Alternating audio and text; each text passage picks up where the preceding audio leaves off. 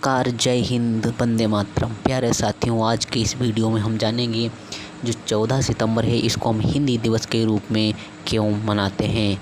आज की इस वीडियो में बहुत ही महत्वपूर्ण जानकारी आपको मिलने वाली है और जो हम 14 सितंबर को राष्ट्रीय हिंदी दिवस के रूप में मनाते हैं तो क्यों मनाते हैं, इससे संबंधित जानकारी आप जानेंगे। और हमारे देश में 14 सितंबर का महत्व क्या है और इसका इतिहास क्या है, ये आप बहुत अच्छे से जान पाएंगे। तो आइए शुरू करते हैं। हिंदी लिखें, पढ़ें, बोलें, गर्व करें। हिंदी दिवस की हार्दिक शुभकामनाएं। जो भी भाई बहन हमारे इस वीडियो को देख रहा है उसको हमारे राष्ट्रीय हिंदी दिवस की ढेर सारी हार्दिक शुभकामनाएं। दोस्तों, याद रखना कि हिंदी दिवस क्यों मनाया जाता है, ये हमारे देश में क्यों महत्वपूर्ण है। अब हम इस पर चर्चा करते हैं। सबसे पहले बात आती है कि 14 सितंबर को हिंदी दिवस क्यों मनाया जाता है, तो आइए देखते हैं।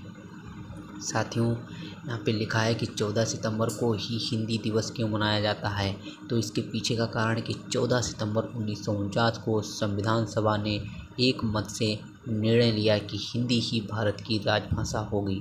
साल 1953 में पहली बार 14 सितंबर को हिंदी दिवस मनाया गया था। इस दिन को मनाने का विचार पंडित जवाहरलाल नेहरू के समय में आया था। यह दिन लोगों को हिंदी भाषा के महत्व के बारे में जागरूक करता है।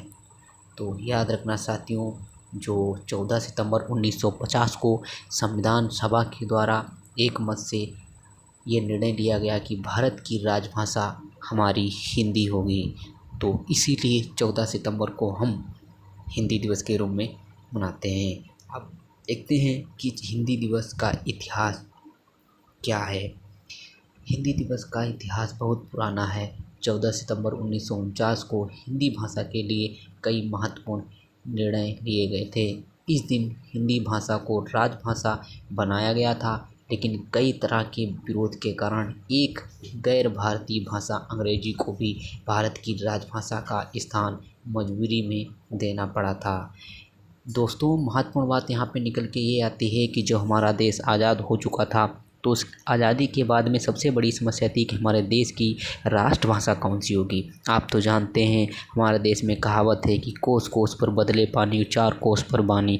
अर्थात इसका यह अर्थ हुआ है कि यदि आप एक कोस पर चलेंगे तो जो है पानी बदलेगा और चार कोस बदलेंगे तो बानी बदलेगी, यानी बात बदल जाएगी, अर्थात जो है भाषा बदल जाएगी।